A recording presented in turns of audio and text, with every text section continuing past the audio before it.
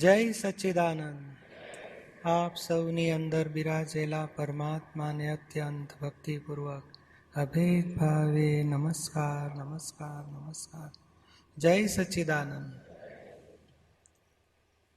રાત્રે સામાયિક થઈ હતી કે બરોબર થઈ? એ અંદર ખબર પડે પોતાને કે આ બરોબર કર્યું કે ગોટાળા માર્યા, પોલ મારી. ચાલો આગળ વાંચીશું. પાનું 188. પ્રશ્ન કરતા: એટલે આત્મા દેહમાં હોય તો પણ મોક્ષમાં છે એવું કહી શકાય ખરું?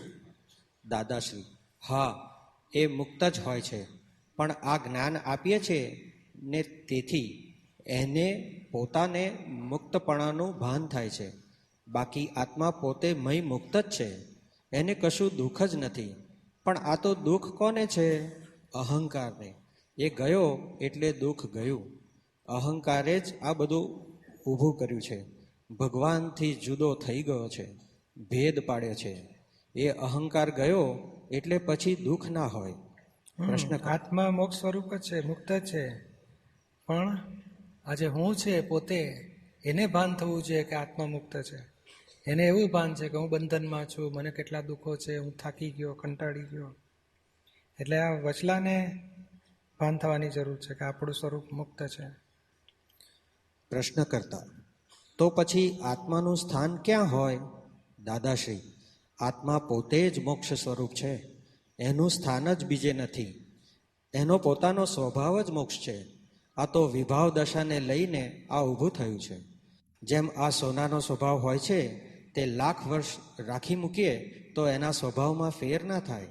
અને સોનું ને તાંબુ બે ભેગું થયું હોય, મિક્સચર થયું હોય ત્યારે ફેરફાર થઈ જાય. પ્રશ્ન કરતા: મોક્ષ પામ્યા એટલે શું? આત્માનું કાર્ય અહીં પૂરું થયું? દાદાશ્રી: આત્માનું કાર્ય તો પૂરું જ થયેલું છે. જે બંધાયો હતો ને તે મુક્ત થયો. જેને દુઃખ પડતું હતું તે બંધાયો હતો, એનું દુઃખ ગયું. એ પોતે મુક્ત થઈ ગયો.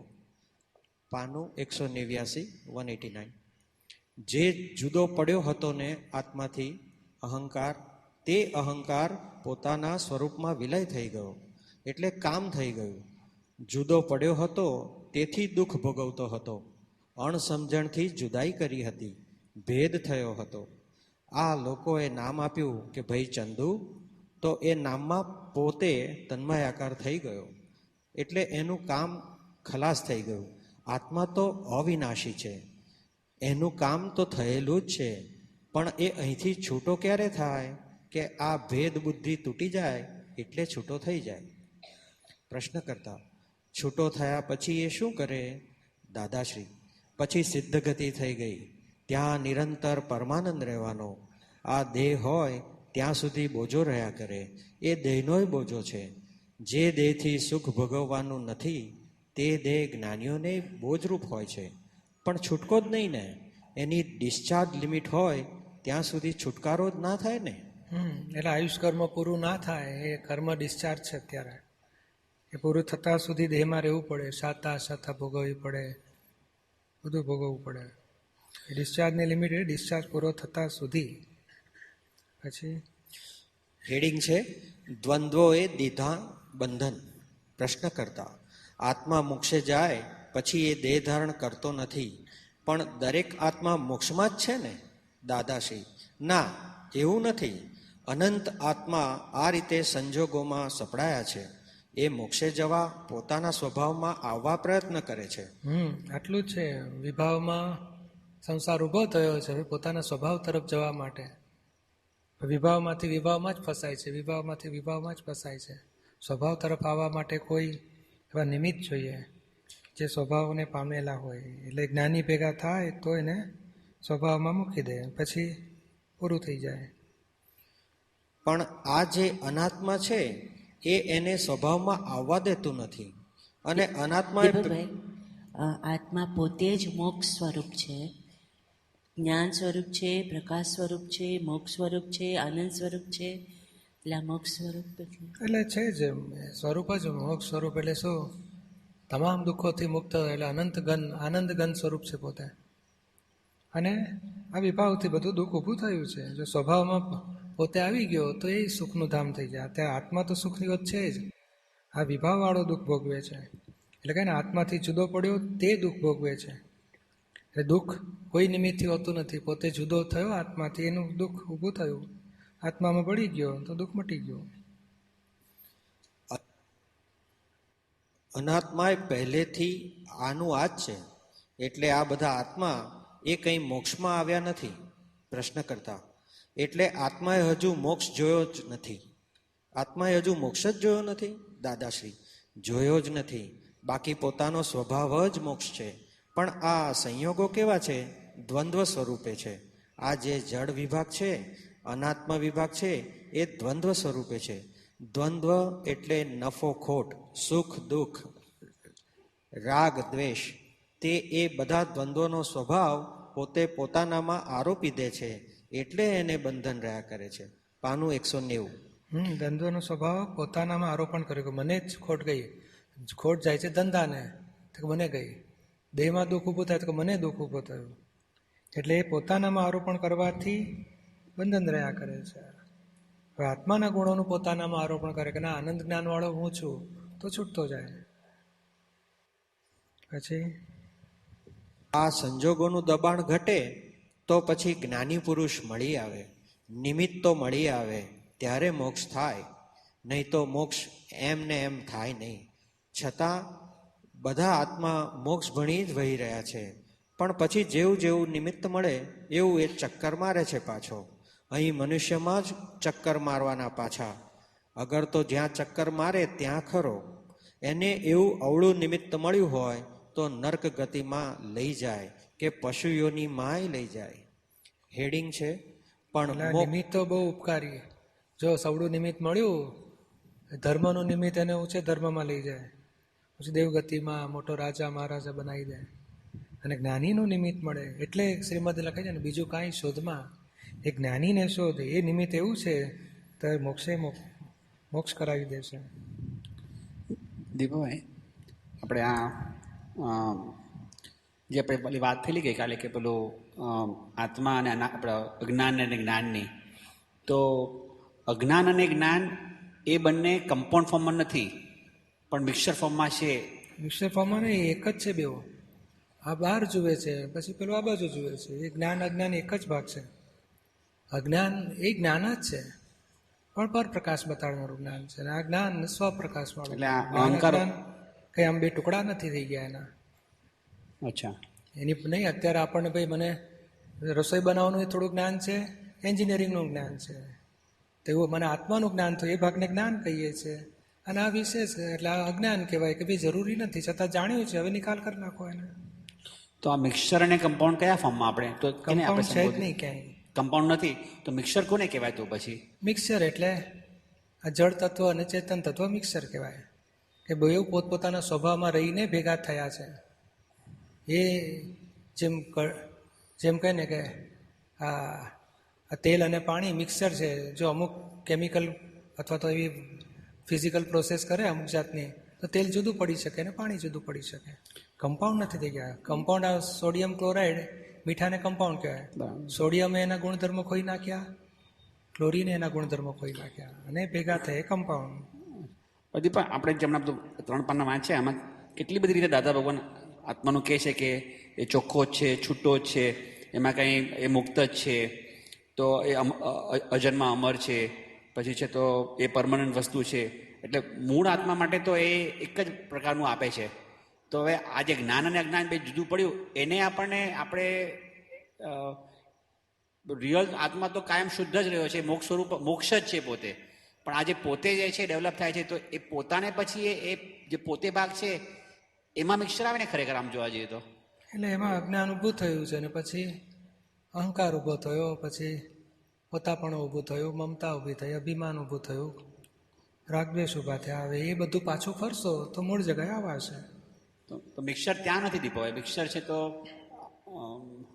આત્મા અને આ મિક્સર દીપા એક્ઝેક્ટ સમજ રોંગ બિલીફથી ભેગું થયું છે જળ સત્વ સાથે, એ જ મિક્સર. આજે દેહને ઊંચું માને છે, વિચારને મેં કર્યા માને છે, મેં ખાધું માને છે, હું સંડાસ જવા માને છે. એ માન્યતાવાળો ભાગ જ બગડ્યો છે, બાકી બીજું કંઈ બગડ્યું નથી. શેઠે દારૂ પીધો એટલે અસર થઈ, પછી કે હું રાજા છું, આ રાજ મારું છે. ફક્ત એને પછી થાય કરે મને અસર થઈ ગયો, દારૂની અસર થઈ છે, આ પીવાઈ ગયો, વધારે પડતો પીવાઈ ગયો છે. એ ધીમે ધીમે ભાન આવ્યું કહેવાય ને. એવા આપણા મહાત્માઓને ભાન આવી જાય છે કે આ વધારે પડતું બોલાઈ ગયું, ખોટું થઈ ગયું, હું તો શુદ્ધાત્મા છું, વાણી પર ને પરાધીન છે. જ્ઞાન એટલે દ્રવ્યથી ગુણ જુદું પડી ગયું હોય એવું આમાં થાય છે. ના ના, એ બને જ નહીં ને. હા, તો પછી એટલે અજ્ઞાન ઊભું થયું. ત્રીજી વસ્તુ છે, જ્ઞાન અને આત્મામાં ફેર નથી પડ્યો, અજ્ઞાન ઊભું થઈ ગયું છે સંજોગના દબાણથી. અને અજ્ઞાનથી પછી માને છે કે હું ચંદુ છું, આપણે એટલે અજ્ઞાનથી અહંકાર ઊભો થયો કહેવાય. આપણે એવું કહીએ છીએ કે આપણે આત્મામાં અભેદ થવાનું છે, આત્માથી એટલે પોતે હું એ એટલે જ્ઞાન. હમણાં ધીમે ધીમે આ ઠરવા દો બધું. આ કાંઈ ને કે આપણે જ ખૂબ તપાસ કરો ભાઈ, આપણે શું વિઝ્યુલાઇઝ કર્યું.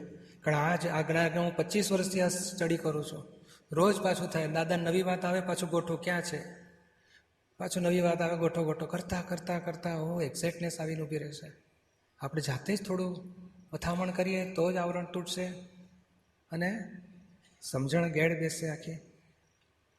તો એક છે કે આગળ એક પેજમાં આવ્યું હતું કે ચંદુલાલ બાકી પોતે તો ચંદુલાલ થયા એટલે આ ટેમ્પરરી એડજસ્ટમેન્ટ ભેગું થયું છે. તો એ ટેમ્પરરી એડજસ્ટમેન્ટ એટલે એ ટેમ્પરરી બરાબર છે, પણ ટેમ્પરરી એડજસ્ટમેન્ટ એવું એડજસ્ટમેન્ટ જ કહેવાય ને. ટ્રેન ભેગી થાય ત્યાં સુધી જ પેસેન્જર કહેવાય ને. ટ્રેન છૂટી ગઈ તો પાછો ધણીનો ધણી થશે. ચાલો પછી હેડિંગ છે, પણ મોક્ષ સધાય તો કામનું. પ્રશ્ન કરતા, મોક્ષ મેળવવા માટે આ દેહની સાધન રૂપે જરૂર ખરી ને? દાદાશ્રી, મનુષ્ય દેહ જ મોક્ષ મેળવવાનું મોટામાં મોટું સાધન છે. મોક્ષ તો દેવગતિમાંય ના થાય, જાનવર ગતિમાંય ના થાય, બીજે કોઈ અવતારમાં ના થાય. એકલો મનુષ્યનો અવતાર જ એવો છે કે તેમાં 5 ગતિ ખુલ્લી છે. આ મનુષ્ય દેહ મળ્યો એની બહુ મોટી કિંમત. હવે આપણે પૈસા માટે, વિષય માટે, માન માટે, ધાર્યું કરવા માટે જિંદગી પૂરી કરવી નથી, આત્મા માટે પૂરી કરવી છે. એવું નક્કી કર્યા કરવાનું કે આ દેહે કામ કાઢી લેવું છે આપણે. હેડિંગ છે, સર્વાત્માનો મોક્ષ શું શક્ય? પ્રશ્ન કરતા, બધા આત્મા પૂર્ણ કક્ષાએ ક્યારે પહોંચશે? દાદાશ્રી, બધા આત્મા મોક્ષે જાય તો પછી અહીં સંસાર રહેશે નહીં. તો સંસાર નાશ કરવાની ઈચ્છા છે તમારી? તમારી ઈચ્છા શું છે? પ્રશ્ન કરતા, આત્મામાં તો જ્ઞાન છે, તો ધીમે ધીમે એ કક્ષા તો આવે ને કે એ મોક્ષે જઈ શકે? દાદાશ્રી, હા, કક્ષા આવે છે, એ કક્ષામાં આવે જ છે ને મોક્ષે જઈ જ રહ્યા છે. પણ તમે એમ કહો કે આખા જગતના બધા આત્માઓ જો મોક્ષે જાય તો આ સંસારના નાશની તમે ભાવના કરી કે આ સંસાર ના હો. અને આ સંસાર એ વસ્તુ તો આત્માનું ડેવલપમેન્ટ છે. મૂળ આત્મા તો ડેવલપ થયેલો જ છે, આત્મા પોતે પૂર્ણ જ છે. પણ આપણી અત્યારે એવી શ્રેણી ઉત્પન્ન થયેલી છે, તે પૌદ્ગલિક માન્યતામાં રૂઢ થઈ ગયેલા છે. તે માન્યતાઓ ખસતી ખસતી ખસતી ખસતી મૂળ ચૈતન્ય સ્વરૂપની ભાવના ઉત્પન્ન થાય છે, ત્યારે પૂર્ણાહુતિ થાય છે. પ્રશ્ન કરતા, એટલે કોઈ આત્મા મોક્ષે પહોંચી શકતો જ નથી? દાદાશ્રી, અરે મોક્ષે તો બધા ઘણાય પહોંચી શકે છે ને, હું અત્યારે મોક્ષમાં જ છું ને. પ્રશ્ન કરતા, એવું બની ના શકે કે બધા જ આત્મા મોક્ષે જતા રહે? પોસિબલ ખરું? દાદાશ્રી, માં ને છોકરો 2 સરખી ઉંમરના થઈ શકે કોઈ વખત? છોકરો ને માં જો 2 સરખી ઉંમરના થાય તે દાડે આ જગત આખું મોક્ષે જાય. એવું છે.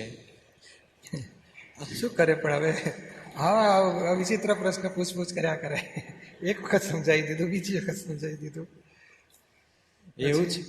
એવું છે આખું જગત મોક્ષે જાય એવી ભાવના ભાવવાના અધિકારી છે, પણ એ રૂપકમાં ક્યારેય આવે નહીં. એ રૂપકમાં ક્યારે આવશે કે માં ને દીકરો 2 સરખી ઉંમરના થશે ત્યારે. એક માણસ મને કહે છે, આખા જગતને મોક્ષે લઈ જાઓ ને.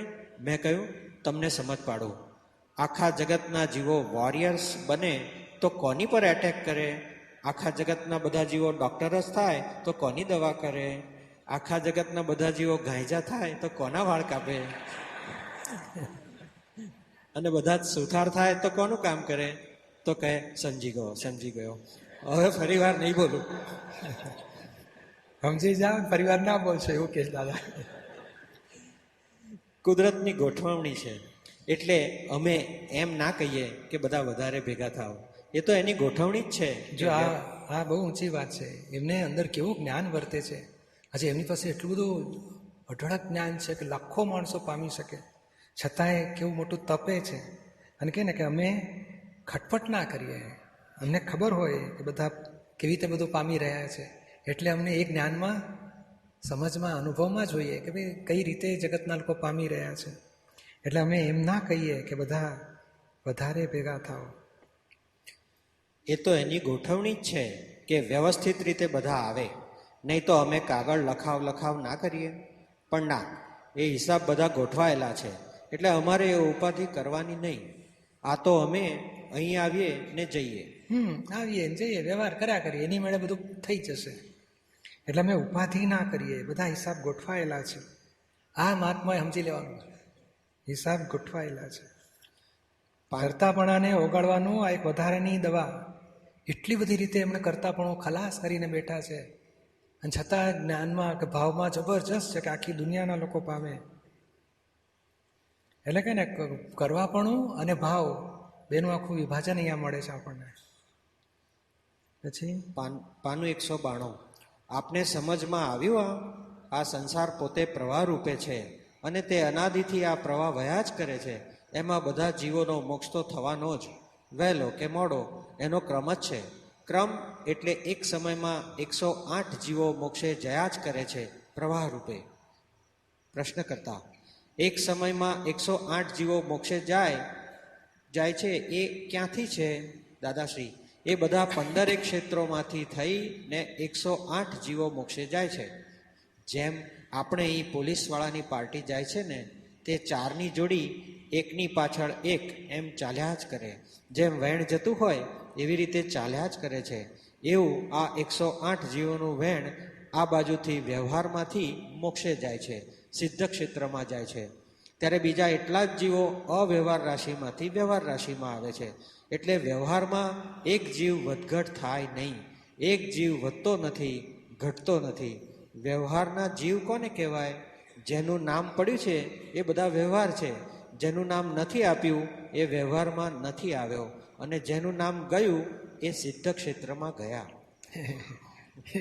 જ્યારે કશું શબ્દ આવે ને કે વ્યવહારમાં એક જીવ વધતો નથી ઘટતો, પછી વ્યવહારના જીવ કોને કહેવાય? પોતે જ પાછો પ્રશ્ન ઉભો.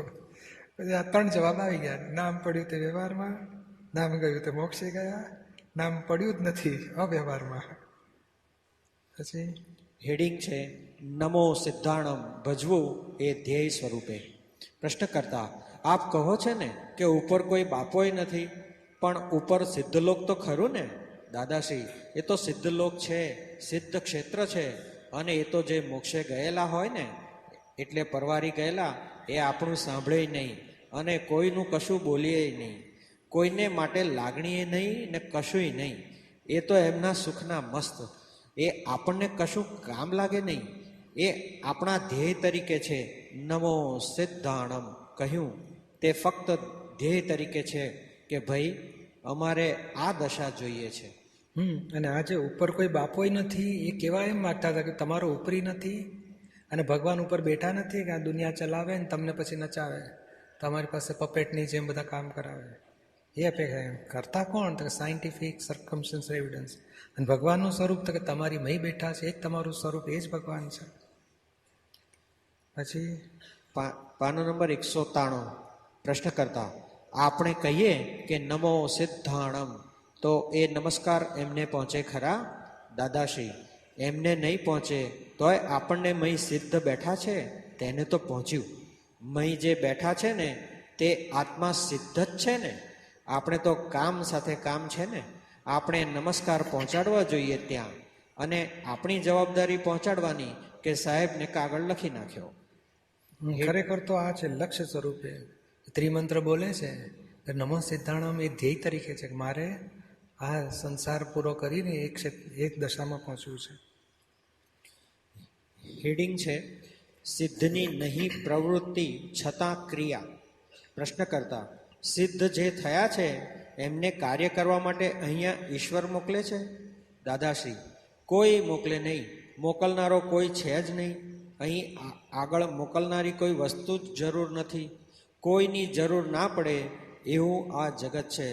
તમારો ઉપરી જ કોઈ નથી. આ દુનિયામાં કોઈ જીવનો કોઈ ઉપરી જ નથી. પોતાની ભૂલ ને બ્લન્ડર્સ જ ઉપરી છે. પ્રશ્ન કરતા તો સિદ્ધ ક્ષેત્રમાં એ સિદ્ધ ભગવંતોની પ્રવૃત્તિ શું? દાદાશ્રી, જેને પ્રવૃત્તિ હોય એ મિકેનિકલ કહેવાય. એ મિકેનિકલ નથી. પ્રશ્ન કરતા ના, પણ મોક્ષમાં જાય પછી ત્યાં પ્રવૃત્તિ છે કે નિવૃત્તિ? દાદાશ્રી, ત્યાં નિવૃત્તિએ ના હોય, પ્રવૃત્તિએ ના હોય, છતાં પાછું જ્ઞાન ક્રિયા અને દર્શન ક્રિયા ખરી, નિવૃત્તિએ ખરી ને આ ક્રિયાએ ખરી. પ્રવૃત્તિમાં કહેવાય નહીં, છતાં ક્રિયા ખરી. હેડિંગ છે સિદ્ધ ક્ષેત્રની કેવી અદ્ભુતતા. પ્રશ્ન કરતા તો પછી સિદ્ધ ક્ષેત્રમાં બધા આત્માઓ છે એ બધા પોતપોતામાં જ છે? દાદાશ્રી, હા, એમને કોઈને બીજા જોડે કશી લેવા દેવા જ નહીં. પાનું 194. એવું છે ને, આ જગતમાં કોઈને કશી લેવા દેવા છે જ નહીં, અને જે કંઈ છે એ નિમિત્ત માત્ર છે. આ હુંય નિમિત્ત જ છું.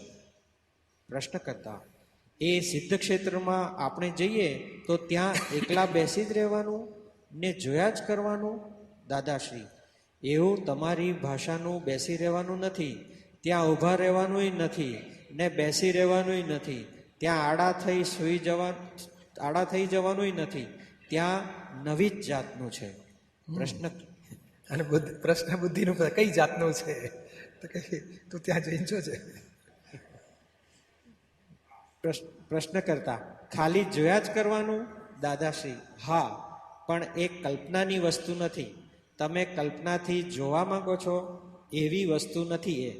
પ્રશ્ન કરતા એ સિદ્ધશિલા કેવી હોય? દાદાશ્રી, સિદ્ધશિલા તો જ્યાં કર્મને પોતાને ચોંટવું હોય ત્યાં તોય ચોંટાય નહીં એવી જગ્યા છે. અને અહીં તો આપણી ના ઈચ્છા હોય તોય કર્મ ચોંટી પડે. આ કર્મના પરમાણુ નિરંતર બધે હોય છે. અહીં તો પરમાણુ તૈયાર જ હોય છે અને ત્યાં એમને કશું અસર જ નહીં. ભગવાન કાયમને માટે એ પદ. પ્રશ્ન કરતા ત્યાં સિદ્ધ ક્ષેત્રમાં પરમાણુ નથી? દાદાશ્રી, ત્યાં કશુંય નથી. એ સિદ્ધ ભગવંતો આ એના બધા જ્ઞેયોને એ પોતે જોઈ શકે, પણ જ્ઞેયો એમની જગ્યામાં ત્યાં ના હોય. એ સિદ્ધ ક્ષેત્ર તો બધા સિદ્ધોને રહેવાનું સ્થળ છે એક જાતનું, એને સિદ્ધ ક્ષેત્ર કહેવાય. પ્રશ્ન કરતા સિદ્ધ ક્ષેત્ર બ્રહ્માંડમાં છે કે બ્રહ્માંડની બહાર છે? દાદાશ્રી, બ્રહ્માંડની ધાર ઉપર છે, છેલ્લી ધાર ઉપર છે. તમે તમારી ભાષામાં સમજી જાઓ, સૌની ભાષામાં લઈ જાય પછી. પણ સિદ્ધ ક્ષેત્ર એ બ્રહ્માંડની બહારે નથી, પણ છેલ્લી ધાર ઉપર હોય. મનુષ્ય ઊભો હોય એવા આકારનો લોક કહેવાય છે. 2 હાથ કમરે રાખીને પગ પોળા કરે એવા. અને સૌથી છેલ્લું ધાર ઉપર, લોકની ધાર ઉપર, લોક અને અલોકના સાંધા ઉપર સિદ્ધ ક્ષેત્ર છે. અને એની ઉપર સિદ્ધ ભગવંતો છે બધા. પાનું 195. ગજબનું સિદ્ધ પદ એ જ અંતિમ લક્ષ્ય. પ્રશ્ન કરતા સિદ્ધ ક્ષેત્રમાં જે સિદ્ધાત્મા સિદ્ધ થઈ ગયા એમને પછી ઇન્ડિવિજ્યુઅલ આઈડેન્ટિફાય કરી શકાય? દાદાશ્રી, ના, એવું ઇન્ડિવિજ્યુઅલ ના હોય. એમને તો પોતાનું અસ્તિત્વ, વસ્તુત્વ ને પૂર્ણત્વનું ભાન હોય કે હું છું એટલું જ. ત્યાં તે છે એવું કશું નહીં. હું છું એટલા જ ભાનમાં દરેક રહે, સ્વતંત્ર ભાનમાં રહે. બીજાની કશી વાત જ નહીં, ભાંજગડ જ નહીં. ત્યાં વ્યક્તિભેદ નથી, ત્યાં આગળ પરસ્પર સંબંધ નથી. આ તો અહીં બધા પરસ્પર સંબંધ છે, રિલેટિવ છે. અને ત્યાં પેલું રિયલ છે, એબ્સોલ્યુટ છે, તેમાં કોઈ પરસ્પર છે જ નહીં. ત્યાં તો પોતાના અસ્તિત્વનું ભાન રહે, વસ્તુત્વનું ભાન રહે ને પૂર્ણત્વનું ભાન રહે. પ્રશ્ન કરતા બધાને સુખ જ છે ને ત્યાં? દાદાશ્રી, બધાને સુખ સરખું જ. વસ્તુત્વના ભાનમાં તો પરમાનંદ પુષ્કળ રહ્યા કરે. પ્રશ્ન કરતા જેમ સિનેમા થિયેટરમાં હાઉસફુલ થઈ જાય છે એમ સિદ્ધ ક્ષેત્રમાં હાઉસફુલ થઈ જાય ખરું? જાણવું તો જોઈએ ને માણસ, આપણે ત્યાં જવાનું જ કાયમ માટે. હાઉસફુલ થઈ ગયું તો મારું શું થશે? દાદાશ્રી, એ કલ્પના આપણી હોય છે. ત્યાં તો એટલી બધી વિશાળતા છે કે ત્યાં અનંતા સિદ્ધો હોવા છતાં હજુ ત્યાં અનંતા સિદ્ધો જયા કરશે. બધું અનંતું છે ત્યાં આગળ. તો છતાં હાઉસફુલ નહીં થાય, ગભરાશો નહીં. પ્રશ્ન કરતા, આ દુનિયામાં જળ હોય તો જ આત્મા રહી શકે નહીં, તો એકલો આત્મા ના રહી શકે? આ દુનિયામાં જળ હોય તો જ આત્મા રહી શકે, નહીં તો એકલો આત્મા ના રહી શકે. પછી દાદાશ્રી, એ ખરું કહ્યું, એકલો આત્મા આ જગતમાં રહી જ ના શકે. એ તો સિદ્ધ ગતિમાં જ બધા એકલા આત્મા છે. પ્રશ્ન કરતા, સિદ્ધ ગતિ સિવાયની પરિસ્થિતિ છે ત્યાં આત્મા એકલા રહી, સિદ્ધ ગતિ સિવાયની પરિસ્થિતિ છે ત્યાં આત્મા એકલા રહી ના શકે? પાનું 196. દાદાશ્રી, હા, એ ખરી વાત છે. પ્રશ્ન કરતા, આ તો પછી એવું થઈ જાય ને કે મોક્ષે જઈએ એટલે પછી ફરી પાછું આ બધું ભેગું થઈ જાય? દાદાશ્રી, ના, એવું કશું હોય નહીં. એનું કારણ છે કે અહીં જે આવું થયું ને તે તો અહીં બધા સંજોગો છે. આ લોકમાં આવા સંજોગો છે. આમ જ થઈ જાય એટલે આમ જ થઈ જાય, પણ ત્યાં એવા કોઈ સંજોગો નથી એટલે આમ થાય જ નહીં. ફરી એવું કશું ભેગું થાય જ નહીં. બે વસ્તુ સાથે હોય ત્યારે પોતપોતાના ગુણધર્મ ત્યાગ્યા સિવાય એ વિશેષ ગુણધર્મ ત્યાં ઉત્પન્ન થાય છે. એ વિશેષ ગુણધર્મ એ આ સંસાર છે. હવે સિદ્ધ ક્ષેત્રમાં જો પૂતગલ હોય ને તો ત્યાં આ વિશેષ ભાવ ઊભો થાત, પણ ત્યાં પૂતગલ નથી. પ્રશ્ન કરતા, સિદ્ધ ક્ષેત્રમાં આત્માની અવગાહના પડે છે, એની બહાર પણ પૂતગલ પરમાણુઓ છે ને? દાદાશ્રી, પણ એ સિદ્ધ ક્ષેત્રની બહાર એટલે ફક્ત નીચેના ભાગમાં જ છે. એની અસર સિદ્ધોને ના કરે એવી સ્થિતિમાં છે. લોકાલોકની વચમાં એ સિદ્ધ ક્ષેત્ર છે. પ્રશ્ન કરતા, સિદ્ધ ક્ષેત્રમાં જે પરિસ્થિતિ છે એની અસર બીજા લોકમાં આવે ખરી? દાદાશ્રી, કશુંય નહીં. અસરને શું લેવા દેવા? કશી લેવા દેવા જ નહીં. અને એમને સિદ્ધોને કશી અસર જ ના હોય ને કોઈ જાતની. પ્રશ્ન કરતા, એમને અસર ના હોય પણ એમની અસર બહાર આવે કે નહીં? દાદાશ્રી, ના, એમની અસરનું અહીં કશુંય નહીં. છતાં એવું છે ને, એ આપણું લક્ષ્ય સ્થાન છે કે આપણે ત્યાં જવાનું છે. આપણે ત્યાં જવાનું છે, આપણે ભૂલી ના જવું જોઈએ. અહીં કઈ ઝઘડા કરીએ ને કકડાટ કરીએ એટલે પણ જવાનું છે, અહીંયા કાયમ રહેવાનું છે બાપ. ના બાપ, જ્યાં જવાનું છે ભૂલી ના જવાય. એટલે જ્ઞાનીઓ આ નિરંતર લક્ષ્યમાં હોય. અને એક કાર્ય એવું ના હોય, ભૂલચૂક એવી ના હોય કે પોતાના મોક્ષ માર્ગમાંથી પાછા પડવું પડે. અત્યાર સુધી થઈ ગઈ એ થઈ ગઈ, હવે નવીસરથી ભૂલ નહીં જ થઈ જવા દેવાની. દીપકભાઈ, ઓલું પૂછવું હતું કે અરિહંત ભગવાન અને સિદ્ધ ભગવાન, તો એમને અરિહંત ભગવાન અને સિદ્ધ ભગવાનનું જે સુખ છે એ દેખાય કે એમને કેવું વર્તાતું હશે? અથવા સિદ્ધ ભગવાનનું, અરિહંત ભગવાનને સિદ્ધ ભગવાન એ પોતાના ઉપરથી સમજી શકે કે ભાઈ મારી પાસે 10 લાખ છે તો મને આટલું સુખ છે, તેમની પાસે કરોડ છે તો વધારે હશે. એટલે કલ્પના જેવું છે. કલ્પના એટલે સમજી શકાય જ ને. એટલે કેવળ જ્ઞાન તો બેવને સેમ જ છે, તો બેવનું સરખું જ હોય કે? ના, પણ અમને દેહનો બોજો ખરો ને. એ મેં શાતા આવે એટલે પેલું બોજો હોય એક જાતનો દેહનો. શરીરનું વિચારવું પડે, વાણી નીકળે, દેહ મન વિચાર આવે, શરીરમાં અસરો થાય બધી. એટલે તો કેવળ જ્ઞાનમાં ફેર હોય બેવના, એવું? કેવળ જ્ઞાન સરખું, પણ આ ઉદય એમનો 4 અઘાતી કર્મ પૂરા કરવાના બાકી છે, આયુષ કર્મ સુધી. પછી સિદ્ધ છે એટલે થોડો ફેર પડે. એટલે કે છે ને, સિદ્ધ ભગવાનનું સુખ અરિહંત કરતાં અનંત ગણું વધારે હોય. એને એટલે આ કમ્પેરિઝન સમજવા મળે. દાદા કે અમારા કરતાં સિમંદર સ્વામીનો પાર વગરનું સુખ વધારે હોય. કેમ તો કે અમને 4 ડિગ્રી ઓછી છે. એટલે એવું અરિહંત ભગવાનને બી હોય કે સિદ્ધ ભગવાન, આપણે કેવું કે દાદા જેવા થવું, દાદાને હોય સિમંદર સ્વામી જેવા થવું, તો એમને બી એવું હોય કે સિદ્ધ ભગવાન. એટલે આપણે સિદ્ધ ગતિમાં ગયેલા જીવોનો કોઈને અનુભવ હોતો જ નથી, ગયા એ કહી શકતા નથી. તો આપણે અહીં કેવી રીતે સમજી શકે એમને અનંત સુખ હશે? તો કે આમની કમ્પેરિઝન ઉપરથી. અને ઓલું કહે છે ને કે કેવળ જ્ઞાનમાં ફક્ત લોકનું દેખાય, કારણ કે ત્યાં પૂતગલ પરમાણુઓ છે અથવા જ્ઞેય છે, તો કેવળ જ્ઞાની અરિયન ભગવાનને સિદ્ધ લોક, કારણ કે ત્યાં પૂતગલ નથી, તો એવું એટલે એ ઓલામાં આવે એમનું એટલે જ્ઞેય. સમજી શકે ને, આ બધું ખુલ્લું એમણે જ કર્યું છે ને. આ બધું રહસ્ય તીર્થંકર ભગવાને જ ખુલ્લું કર્યું છે કે મોક્ષે ગયા, સિદ્ધ ક્ષેત્ર છે, સિદ્ધ શિલા છે, અવગાના આવી હોય, વંથડ નાનું થાય છે, એ બધું હમણાં જ કહી શક્યા. ગયેલા કોઈ કીધેલું જ નહીં. એટલે લોકાલોકના સાંધા પર છે, એવું કહે છે કે લોકમાં જ ફરે છે, તો કે લોકાલોકના સાંધા પર એટલે લોકમાં જ કહેવાય છે, એવું થઈ ગયું એમ. એમ નહીં, સિદ્ધ શિલા લોકમાં કહેવાય અને સિદ્ધ ભગવાન લોકમાંથી બહાર નીકળીને અલોક અને લોકના સાંધા ઉપર કહેવાય. એટલે મૂળ વસ્તુ શું છે કે ત્યાં પરમાણુ નથી, એવું કહેવાય. પરમાણુ લોકની અંદર પૂરા થઈ જાય છે.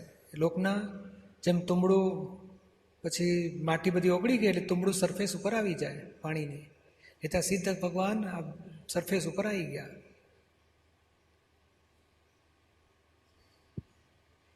દિવ્ય આમાં દાદા કહે છે ને કે વસ્તુત્વના ભાનમાં પરમાનંદ પુષ્કળ રહ્યા કરે, તો હવે સિદ્ધોને તો પૂર્ણત્વ પ્રાપ્ત થઈ ગયું. એટલે હું આ છું એમ પોતાનો આ જ્ઞાતા દ્રષ્ટા હું છું એમાં જ વર્ત્યા કરતા હોય.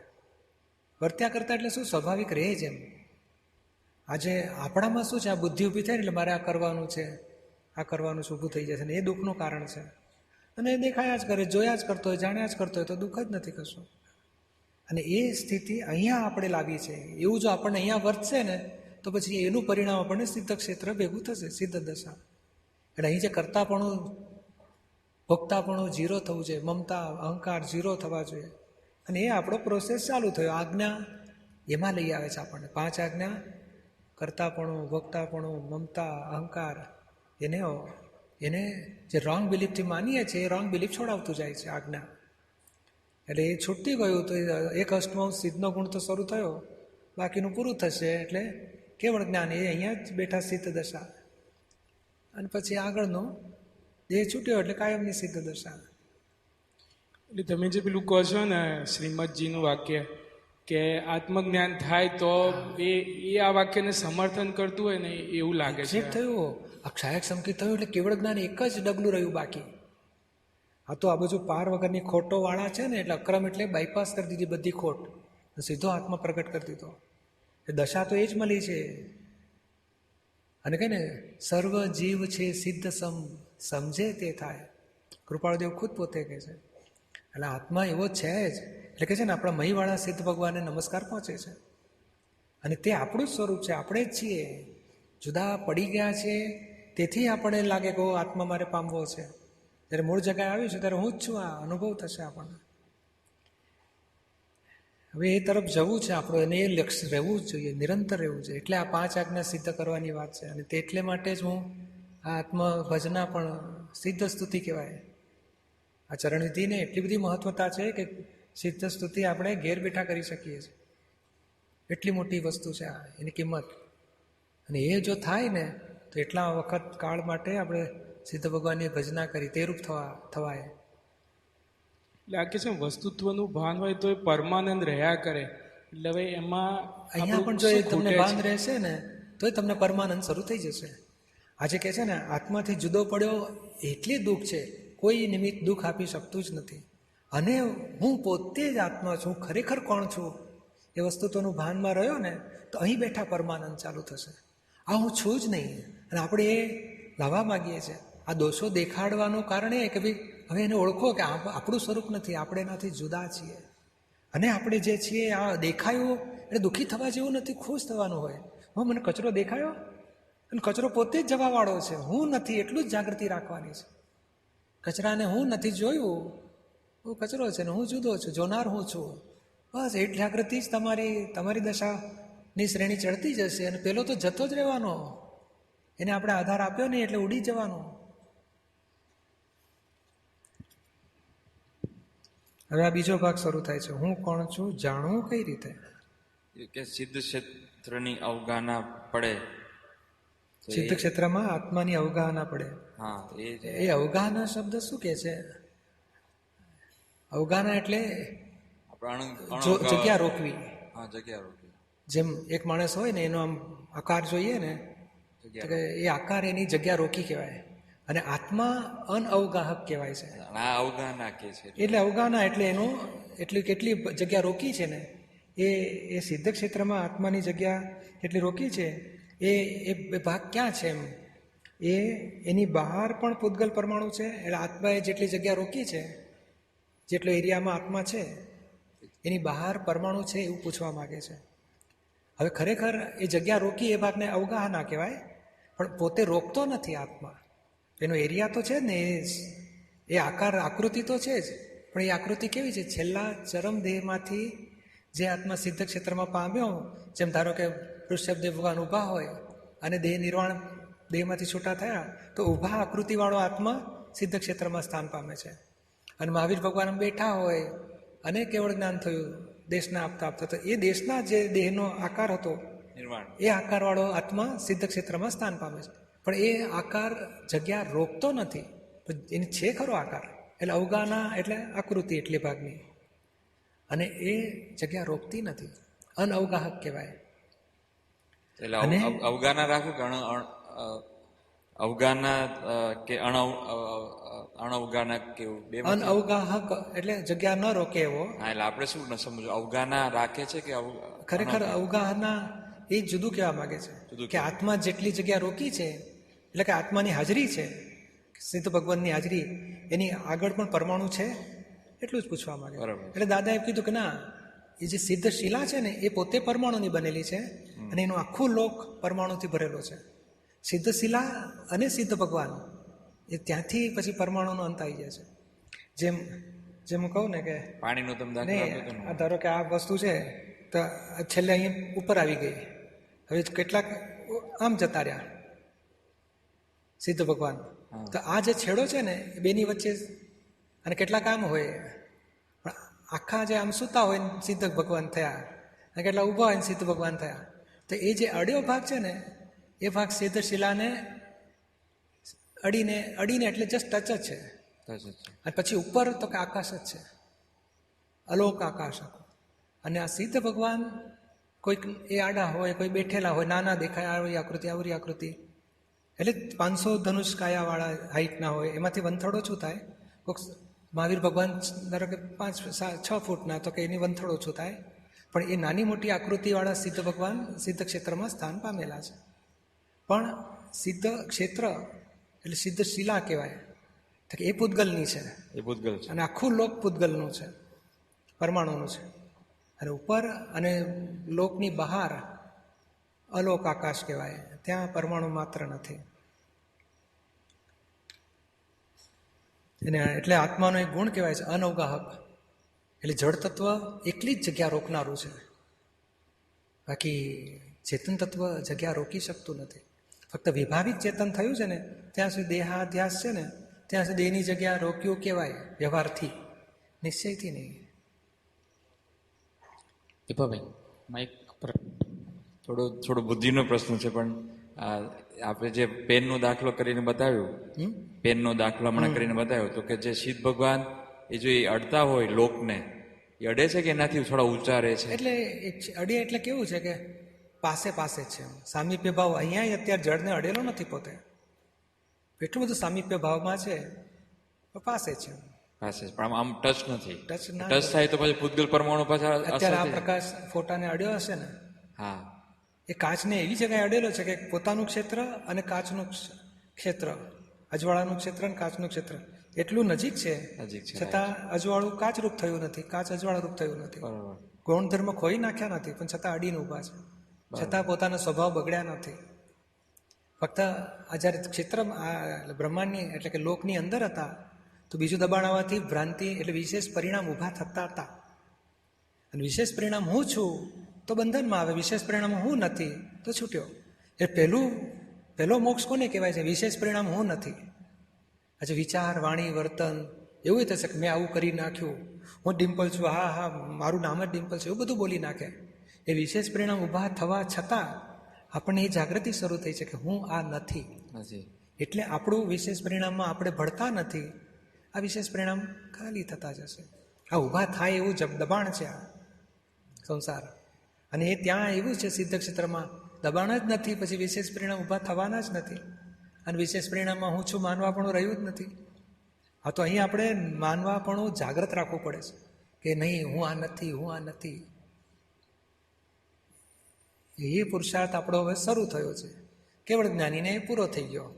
હવે એને હું આ નથી અનુભવમાં જ વર્તે છે કે એ બધું ગમે તેવું આમ છરી લઈને મારી નાખવા આવે ને તો એમ સ્થિરતાથી હોય તો કોને કાપી શકવાનો છે?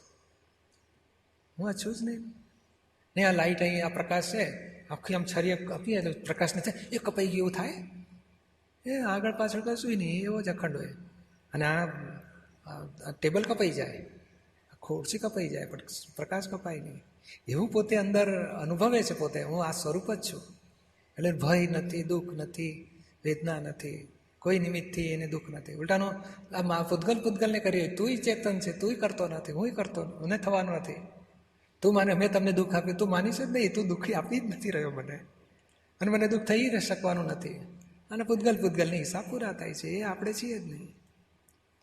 એવું એ કેવું અનુભવમાં રહેતું હશે. એટલે દાદા કે ને અમને ભય નહીં, અમારાથી તમારા બધાનો ભય જતા રહે. આ 3-4 દિવસથી આજથી એમ થાય છે કાલથી આપણે આત્માની વાત પૂરી થઈ જશે, આજનો છેલ્લો દિવસ જ છે. એટલું બધું આનંદ રહે છે કે એટલું બધું આનું કોઈ વર્ણન જ થઈ શકે એવું નથી કે કાંઈ આપણે જુદા જ અનુભવ રહ્યા કરે છે. સૂતી વખતે જુદું રહ્યા કરે, અડધી રાત જાગ્યા હોય તો અંદર કંઈ ચાલ્યા જ કરતું હોય, અંદર આનંદ રહ્યા જ કરતો હોય, એમ એવું એટલે જબરજસ્ત એમ લાગે કે એટલે આપણે ફાઇલો પૂરી કરવાની ને. હા, એ તો કરવાની. કાલથી ફાઇલ બંધની વાત આપણે પોતાનો દેશ જોઈ લીધો કે મારું સ્વરૂપ આવું છે, આનંદ ચાખી લીધો, આપણે મુક્તિ અનુભવી, આપણે સ્વાદ ચાખ્યો આપણા સ્વરૂપનો. અને એ પછી વૃત્તિઓ વહેલી પાછી ઘેર ફર્યા જ કરે. દેવું આ જે વાત થઈ ને કે કર્મના પરમાણુ નિરંતર બધે હોય છે. શું કહે છે?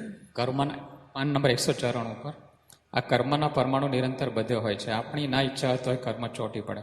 તો કે જે કર્મના પરમાણુ છે એનું સ્વરૂપ શું? એટલે આ જ પ્રયોગશા થાય તો તમારો જો વિભાવ થયો ને તો પેલું પ્રયોગશા થઈ જશે. તમે પાછું સ્વભાવમાં રહ્યા તો પેલું ખરી પડશે, નહીં તો ઊભું થઈ શકે. એટલે ટૂંકી વાત એટલું જ કહેવા છે કે ભાઈ તમારું જો અજ્ઞાન હશે ને તો આ બધું પેસી જશે, જ્ઞાનથી પેસશે નહીં. અને સિદ્ધ ક્ષેત્રમાં તો પેસાડવાળું કોઈ છે જ નહીં. અહીં તો નહીં દબાણ છે એટલે બધું પેસી શકે, એટલું જ કહેવા માંગે છે. ચાલો થોડા પ્રશ્ન લેતા જઈશું. ધરમભાઈ પરમાર, પાલનપુર. જય સચ્ચિદાનંદ. બોલો. વિભાવ ભાવ ઉત્પન્ન થવો એ સ્વસત્તામાં છે કે પરસત્તામાં ગણાય? તે ઉત્પન્ન થવાના કારણો અને એ ન થાય તે માટે કેવો પુરુષાર્થ કરવો પડે?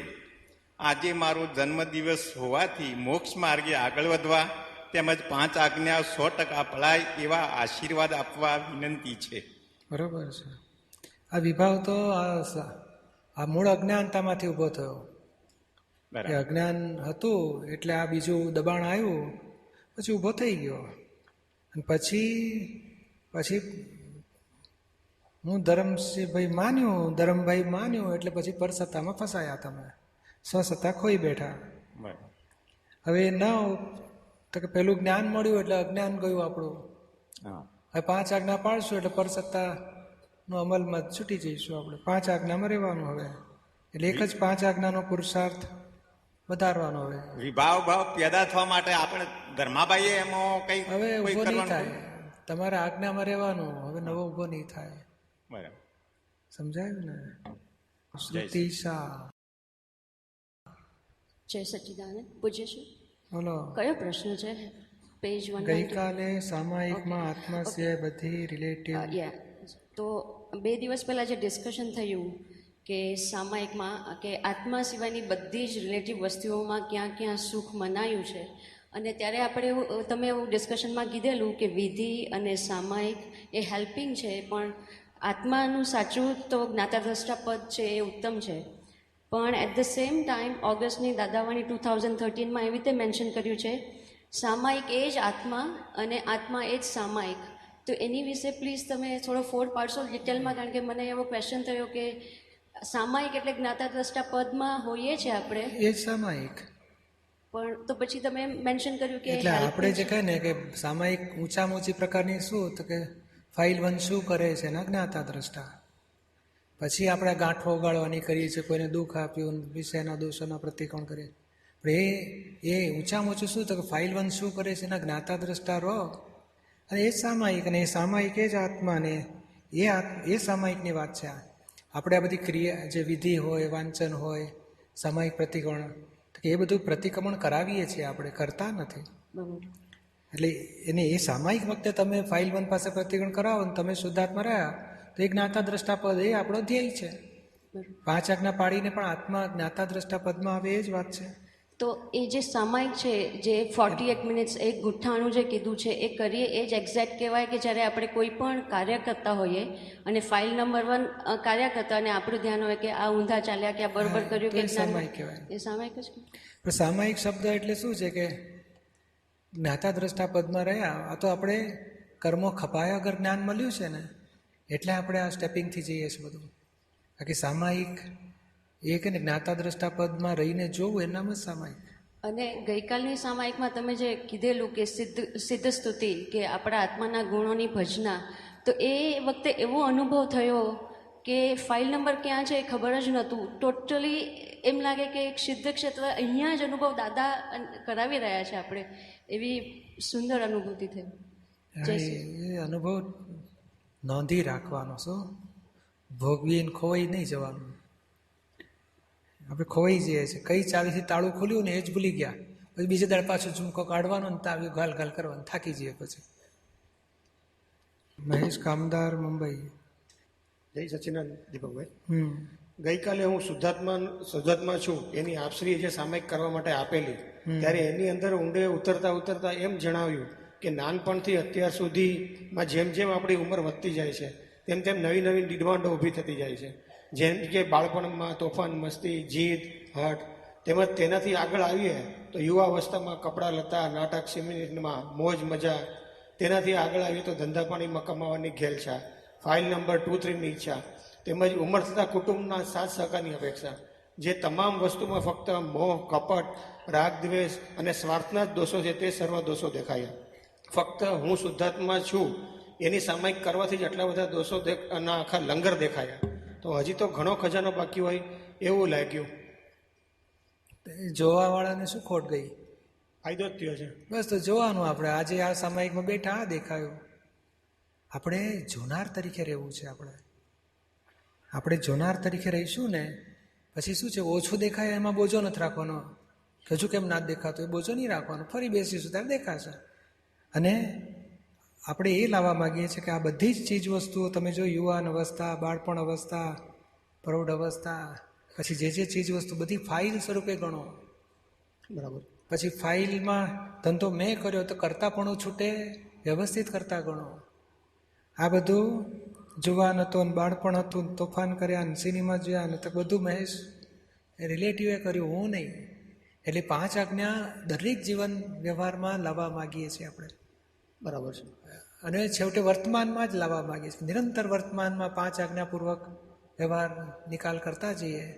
એનું આ પ્રેક્ટિસમાં લીધું કે નાનપણથી જે બન્યું એને ફાઇલ ગણી, વ્યવસ્થિત કરતા ગણ્યું, રિલેટિવ સ્વરૂપ છે, હું રિયલ જ્ઞાતા દ્રષ્ટા છું એમાં રહ્યા. દાદા કહે છે ને કે પરણતી વખતે પણ અમે આજે હાજર રાખીએ. ઓહો તમે કેવો માથે સાફા ભરીને બેઠા હતા, ચોરીમાં તમને વિચાર આવ્યો, ઓહો આવું થશે. ત્યારે અમે જ્ઞાતા દ્રષ્ટા છીએ, પોતાની જાતને ગોઠવે છે કે હું તો આ જ છું અને તારું થયું આ બધું. અને એ આપણે તમે જોયું, જોનાર તરીકે તમે રહો અને શું બન્યું એ બધું મહેશભાઈનું બન્યું એવું સમજી લો. અને એવું ધીમે ધીમે દરેક બાબતોમાં મહેશભાઈથી આખી બરણી ફૂટીને ઘી ઢોળાઈને બધું નુકસાન થઈ ગયું 500 રૂપિયાનું. મારાથી કેટલું ખરાબ થઈ ગયું. દુઃખી નહીં થવાનું મહેશભાઈ, દુઃખી ના થશો. હવે થઈ ગયું એને બધું સાફસૂફ કરી લો. બરાબર. તમે આત્મા, શુદ્ધાત્મા અને મહેશભાઈ બધું ક્રિયા કરતા. બરાબર છે. એટલે આ એક અદ્ભુત સમય મળી કે એક દોષની પાછળ કેટલું આખું બધું આપણું જૂનો બધો ઓલો ભંગાર પડેલો છે આપણા ઓલામાં. એક અનુભવ સારો એવો મળ્યો. બહુ સરસ. જય સચિદાનંદ. પ્રશાંત પારેખ. જય સચિદાનંદ. આત્મા કેવળ પ્રકાશક છે, એના પ્રકાશમાં જ્ઞેયો અને દ્રશ્યો ઝળકે છે, તો જ્ઞાતા કોણ થાય છે અને દ્રષ્ટા કોણ થાય છે મૂળ દ્રવ્યમાં? પોતે જ છે ને, પોતે જ પોતાના જ્ઞાનથી જ્ઞેયોને જાણે છે, પોતે પોતાના દર્શનથી દ્રશ્યોને જુએ છે. સિદ્ધ ક્ષેત્રની વાત છે કે એમાં સહ સ્વભાવે એ આખું પોતે જગત જ ત્યાંય પોતે જ છે ને વળી, પોતે કંઈ ખલાસ નથી થઈ ગયો, અસ્તિત્વ તો રહ્યું જ છે એનું. પોતે જ પોતાનું બધું જાણે છે, પોતાના પર્યાયથી બધું જગત બ્રહ્માંડ આખું જોઈએ. ફક્ત ત્યાં શુદ્ધ સ્વાભાવિક પર્યાયો છે ને અહીંયા વિભાવિક પર્યાયોમાં છે. એટલે પૂજ્યશ્રી દ્રશ્યો કોને કહેવાય અને પેલું જ્ઞાતામાં જ્ઞાન કોને કહેવાય? ક્યાંની વાત પૂછો છો? દ્રશ્યો જ્ઞાતા દ્રષ્ટા થાય છે તેમાં કોની માટે પૂછો છો? સિદ્ધ લોકના આત્મા. એ લોકોને બહુ પડેલી નથી હોતી જ્ઞેયો જાણવાનું, કે બધું જાણીને જ બેઠેલા છે. એટલે દર્શન દ્રષ્ટા ભાવે દ્રશ્યો બધા બ્રહ્માંડના જોયા કરે છે, ટૂંકી વાત. એટલે મૂળ સ્વભાવ છે પોતાનું શેમાં તો હું આમાં છું એમાં એમનું જ્ઞાન વર્ત્યા કરે છે, અને જગતને દ્રશ્ય ભાવે દ્રષ્ટા ભાવે જોયા કરે છે. વિશેષમાં પડતા નથી. વિશેષ કોને કહેવાય? આ લીમડો છે ને આ આંબો છે, વિશેષ એ જ્ઞેય, અને આ બધા ઝાડવા છે દ્રશ્ય, અને પોતે દ્રષ્ટા. એ સામાન્ય ભાવે જોવું એ દ્રષ્ટા કહેવાય. તો એ ટાઈમે બે એટ એ ટાઈમ હોય, દ્રષ્ટા પણ હોય ને જ્ઞાતા પણ હોય. જ્ઞાતા જરૂર ના રહે, એ દ્રશ્ય તરીકે આધા માણસો બેઠા છે તો પછી કોણ માણસ છે જોવું જરૂર નથી, કારણ સમજી ગયો કે મહાત્મા બધા છે. તો માત્ર દ્રષ્ટા જ ના થયું, જ્ઞાતા દ્રષ્ટા થયો ને, પણ જ્ઞાતા છે જ એમ પોતે. તે જરૂર નથી, વપરાતું નથી. વપરાવાનું થાય કે આ કોનો પ્રશ્ન આવ્યો ત્યારે જ્ઞાતા થયો, સામાન્ય ભાવે દ્રષ્ટા. એ તો બેવું હોય જ એમ. વપરાય છે કયું અત્યારે તો કે દર્શન ઉપયોગ ગણાતો નથી એને, કે જોવું પડતું નથી, પણ દ્રશ્ય બધા પોતાને મય દ્રવ્યની મય જડક્યા કરે છે. મુખ્ય ક્રિયા દર્શન ક્રિયા છે. તે વધારે જ્ઞાનની જરૂર પડતી નથી ત્યારે, કારણ બધું જાણી બેઠા છે, અનુભવી બેઠા છે. શૈલેષ પટેલ, બોલો. જો શ્રી આત્મા એ જ વૃત્ત બિલીફ કીધી, તો બિલીફ તો આત્મા એ બિલીફ નહીં. આત્માના ગુણો ઘણા બધા છે, એમાં એક બિલીફ દર્શન ગુણ, એમાં વિભાવિક થયું છે બધું, કે હું શૈલેષ શું માન્યો. બાકી બીજું બધું સરખું સરસ જ રહ્યું છે. જેમ પેલા થોડી પીધી તો કે નાનું મગજ બગડ્યું એનું, બાકી બ્રેઇન બીજું સારું છે, હાર્ટ, લંગ્સ, કિડની, હાથ, પગ, જીભ બધું સરસ છે. હવે એક જરાક બગડ્યું ને એમાં પછી લવારો કરતો થાય, હું દયાજી રાવ છે ને હું વડોદરાનો રાજા છું, આપણને લાગે આ બગડ્યું એમનું. એવા બિલીફ બગડીશ, બીજું બધું આત્માનું ચોખ્ખું જ રહ્યું છે. પણ એક એ બિલીફ સિવાય બીજી બિલીફ પણ ક્ષણે ક્ષણે એ જુદી બિલીફો ઊભી થઈ જાય, એ જુદી. હવે આ બધું એક ઊંધો ચાલ્યો ને, મૂળ પેલો હું ઊભો થઈ ગયો, પછી હુંને બિલીફ બધી બગડ્યા કરે છે. આનો હસબન્ડ થાવ, આનું ફાધર છું, આનો છોકરો છું, એવું બધું ચાલ્યા કરે. હવે તમારે શું કરવાનું? તો કે બધી રોંગ બિલીફો જે બ્લન્ડર્સ રૂપિયાથી ફ્રેક્ચર કરી દાદાના જ્ઞાનથી રાઈટ બિલીફ મળી ગઈ, હું શુદ્ધ આત્મા છું, હવે 5 આજ્ઞામાં રહેવાનું. અને આ બિલીફો નડતી નથી. હવે એ બધી ફક્ત કોઈને દુઃખ થાય એવું હોય તો શૈલેષબેન કહેવાનું પ્રતિકોણ કરો, છૂટતું જશે. હવે કંઈ વધવાનું નહીં બધું. શું પણ બિલીફો જ આપણને આત્મ સ્વરૂપે ના રહેવા દે ને. ના, એ હવે બધી શૈલેષભાઈની, તમારી નહીં. તમે જમવા બેસો એટલે તપાસ ના કરો ભાઈ શું બનાવ્યું છે. ઘડી પણ પાપડ છે કે સારું, ચાલો પાપડી આપી કે છે. એટલે બધું જોવાનું, જાણવાનું ને ખાવાનું. અને આ ભાવે છે નથી ભાવતું એવી ઊભી થશે બિલીફો, અને સંભાવે નિકાલ કરી નાખવાનો. બિલીફો આપણે બદલ્યા તો શુદ્ધ તો કરવી જ પડે ને. માનો એ જોવાથી શુદ્ધ થશે. આ શૈલેષભાઈની છે, મારી નથી, એ નામ જ શુદ્ધ ઉપયોગ, એ જ નામ શુદ્ધ કરવાનો રસ્તો. મારી માનતા હતા ને એટલે પેલું બગડતું હતું. બિલીફો આપણી મતલબ વૃત્તિ પૈસામાં વધારે રહેતી હોય, સેવામાં ના જતી હોય, તો કઈ વાંધો, જોવાની કે આ ભાઈનો પૈસા વધારે છે, પછી એમાં કળા કરવાની થોડી, ચલો થોડો ટાઈમ વિધિ કરો, વાંચન કરો, થોડુંક દાદાનો સત્સંગ કરો, તો કે હા ચાલો શિબિરમાં આવ્યા જ ને અત્યારે, તો કેટલું મોટું એને પુરુષાર્થ કર્યો કહેવાય કે ના કહેવાય. એવું ધીમે ધીમે આમ નહીં પેલું અટકણ પડ્યું હોય ને ઘોડાને, તેમ થોડું દબાવીને પછી આમ ખેંચીને બહાર લઈ જાય, પછી જો કશું નથી પછી દોડે. એ તો લીલું કપડું દીઠું એટલે ઊભું રહી જાય કંઈક છે. એટલે આપણે ખટપટ કળા કરીને ઓકે લાયા કરવાનું કે આ સારું આય કરજે ને આય કરજે, પણ અહીંયા થોડું દાને કરાવી નાખો, ચલો 5-2% નાખી દે આમાં, એટલે લોભની ગાંઠ તૂટતી જાય. મનીષ, ફાઇલોના સંભાવે નિકાલ એ અનુભવમાં આવે રીતે સમજો દાદા. એટલે આ જ ને, આપણે એ જ નક્કી કર્યું ને. નક્કી કરો તમે ધંધો, ફાઇલ, ઘર, ફાઇલ, વાઈફ, ફાઇલ, છોકરા, ફાઇલ, ખાવું ફાઇલ, સલરસું ફાઇલ, બધી ફાઇલ છે. સંભાવે નિકાલ કરો, નક્કી કરો, પછી ચેક કરવાનું ભાઈ ક્યાં સંભાવ ચૂક્યા, ફાઇલ 2 સાથે જરા કળી ગયા તો ભાઈ મનીષભાઈ પ્રતિકોણ કરો, સંભાવ રાખવો છે આપણે, દુઃખ થાય નહીં એવું કરો, એટલે થઈ ગયું તમારું સંભાવે નિકાલ. સમજાય ને? આખા દિવસની બધો વ્યવહાર ફાઇલ સ્વરૂપે જુઓ. એટલે પહેલાં સામાયિકમાં આપણે એ જ લાવવા ગયા કે ફાઇલ કહીએ છીએ કોને, એ જાગૃતિ રહે છે, નથી રહેતી તો રાખો, નિશ્ચય કરો, ફાઇલ સ્વરૂપે ગણો. પછી બીજું સ્ટેપ આવશે, સંભાવ કેટલો રહ્યો, ક્યાં ચૂક્યા એ ગોઠવો. એટલે તમારું પછી નિકાલ તો થઈ જ રહ્યો છે સંભાવે. સમજાય ને? ક્યાં ચૂક્યા જોતા જજો. એટલે પછી અને મનીષભાઈને વિષમભાવ થાય ને તોય આપણે મેં દુઃખી નહીં થવાનું, મને કેમ વિષમભાવ થઈ ગયો. મનીષને થાય, તમારે કેમ ભાઈ પ્રતિકોણ કર અને પાછો દ્વેષ ભાગ જ ચોખ્ખો કર. રાગવાળાને આપણે હજુ અડતા નથી, દ્વેષ બધું ચોખ્ખું કરાય કરવાનું. રાજન ભાવસાર, પ્રજ્ઞા એ નથી આત્માનો પર્યાય. આત્મા બહાર જુએ એ બધા પર્યાય ટેમ્પરરી. આત્માનો ગુણ જ્ઞાન છે અને જ્ઞાન થકી જાણવું એ આત્માનો પર્યાય કહેવાય. જેમ જ્ઞેય બદલાય તેમ જ્ઞાન પર્યાય બદલાય. જ્ઞાનના પર્યાયથી જ જ્ઞેય કે જે પૌદ્ગલિક છે તે તમે જ જાણી શકો, પછી પર્યાય નાશ થાય છે. હવે આપણને જે દાદાએ જ્ઞાન આપ્યું છે ને એમાં સૂક્ષ્મતમ અહંકારને આપણે તમે શબ્દ વાપરીએ છીએ, જે જ્ઞાની ભાવ. એટલે શું પૂછવું શું તમારે? એ ચોખવટ માટે કે સૂક્ષ્મતમ અહંકાર તમે શબ્દ પોતે એ ઉડી ગયો. એ પોતાને સૂક્ષ્મતમ અહંકાર ઊભો થયો હતો, પોતે રહ્યો અને સૂક્ષ્મતમ અહંકાર ગયો. હવે પોતે જાગ્રત આત્મા થયો. બરાબર છે. એટલે હવે એ સૂક્ષ્મતમ અહંકાર ગયો, આપણો અહંકાર હવે ઉડી ગયો અને જાગ્રત આત્મા તરીકે આપણે છીએ અત્યારે. પછી વધીને જ્ઞાની આત્મા થઈશું. અને કાલે જે પેલી સામાયિક થઈ એમાં સિદ્ધ સ્તુતિની વાત થઈ, એમાં તો કમ્પ્લીટ પેલો સ્વને પોતે જ પોતાનું જોવાનું છે. એ સ્વને જ જોયા. જાગ્રત આત્મા જ પછી પોતાના મહીવાળા ભગવાન જોડે ભેદ થવા માંગે છે.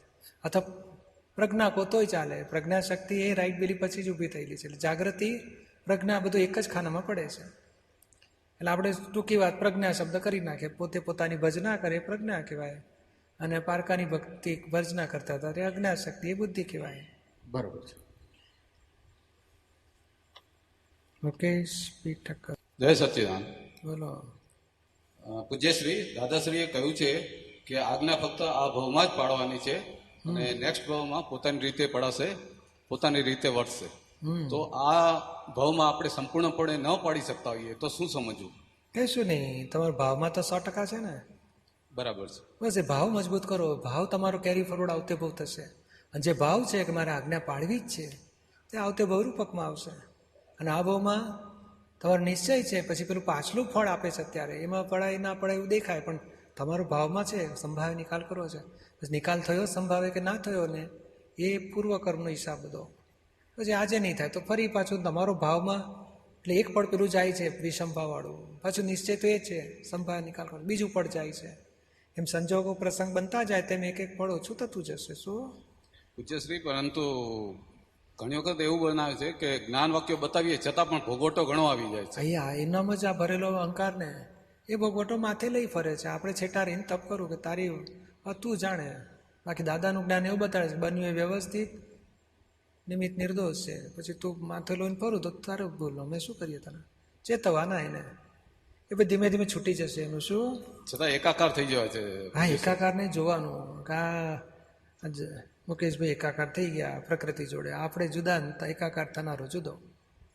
એમ છૂટું પાડીએ, પહેલું સ્ટેપ છૂટું પાડવાનું રાખવાનું. જેમાં પંખાને બંધ કરવો હોય ને પેલું કહે ને આપણે માથાકૂટ કરો, પેલું પ્લગ ખેંચી કાઢવાનું કે સ્વિચો જડતી ના, એટલે લોકો શું કરે પ્લગ ખેંચી લે એટલે પછી બંધ થાય. એક તો કામ થઈ ગયું. પછી ધીમે ધીમે બીજો ઉપાય કરવાનો. આ પ્રતિક્રમણ પેલું જાડું આમ કરીને પછી પકડ કરે ને એટલે પેલો ફટ ઊભો થઈ જાય પંખો. એ બીજું પછી કરવાનું. પહેલાં સ્વિચ કાઢી નાખવાની પંખા, અરે પેલું પ્લગ કાઢી નાખવાનું. એવું પહેલાં મુકેશભાઈથી છૂટા પડી જવાનું પહેલું સ્ટેપ. પછી મુકેશભાઈ કહે શું કામ ઊંધું ચાલો છો, પ્રતિકોણ કરો, સમજો, શું કામ કોઈ જોડે માથાકૂટ કરવી, આપણે ક્યાં ધડામણ કરવી છે, એમ તેમ બધી વાતો કરવી. એટલે ધીમે ધીમે રાગે પડી જશે. શું પૂજ્યશ્રી, આપ કહીએ છીએ ને કે જોવો ને જાણો, બીજું કંઈ આપણે કંઈ કરવાનું નથી. ભાઈ જોવું જાણવાનું શરૂઆત ક્યાંથી કરવું? જેમ અત્યારે તમે મુકેશભાઈ હા હું આવી ગયો એટલે તમે તમારો પ્રશ્ન છે એ રિસ્પોન્સ આપું, તમે તમને જોયા કહેવાય કે ના કહેવાય? બરાબર. એવું જોવાનું, વાતચીત કરવાથી જોવાની શરૂઆત થાય. કોઈ મુકેશભાઈ કોઈ બોલે જ નહીં ને કોઈ તમે બોલો ને હું બોલું, એટલે પછી કોઈને હું જોઉં ખરો આ ભાઈ ઊભા છે પણ તમે બોલો ને હું તમને રિસ્પોન્સ ના આપું તો જોયેલું કંઈ જોયેલું કહેવાય? મુકેશભાઈ તમે હા હું એટલે તમારો પ્રશ્ન એટલે પછી વાતચીત કરી એટલે જોયું કહેવાય. એ તો બધાને જોઉં છું પણ તમને કેમ રિસ્પોન્સ મળે છે કે તમારી સાથે હું વાત કરી રહ્યો છું. એવા મુકેશભાઈની બુદ્ધિ બતાડે કે આ કેમ આવું મારી સાથે કર્યું, તો આપણે એની સાથે વાત કરીએ તને કેમ વાંકવું પડે છે, તને વાતે વાતે બધાનું વાંકવું પડે છે, ક્યારે તો બધા જોડે ઉકેલ લાવી છે. અને બધા કંઈ વાંકા છે, તને વાંકું ભેગું થાય તારા વાંકો હોવો છે, કોઈનો વાંક શું કાઢે છે? એમ તે વાતો કરીને એટલે તમે જોયું કહેવાય કે મુકેશભાઈને જુઓ તો એક પડ જશે મુકેશભાઈના દોષનું. બીજું પૂજ્યશ્રી આપણે કહીએ છીએ ને કે ભાઈ આપણે ફક્ત નક્કી જ કરવાનું છે કે દાદાની ટ્રેનમાં બેસી ગયા એટલે આપણે મોક્ષ તો સંપૂર્ણપણે 100% મળવાનો જ છે. હા પણ પેલું કહ્યું ને લિફ્ટમાંથી હાથ પગ બહાર નહીં કાઢવાના, ટિકિટ હાંચવી રાખવાની અને પેલા બીજા પેસેન્જરને તકલીફ નહીં કરવાની, થઈ ગયું તો પ્રતિક્રમણ કરી નાખજો. એ તો બધું સમજવું પડે ને. પણ ટ્રેનમાં બેસી રહેશે તો થઈ જશે ને? હા 100% થવાનું જ. હા સત્સંગમાં તમે આવ્યા એટલે ટ્રેનમાં બેઠા જ કહેવાય. જય સચિદાનંદ. શિબિરોમાં આવ્યા, સત્સંગમાં આવ્યા, પારાયણમાં આવ્યા. Thank you. જય સચિદાનંદ.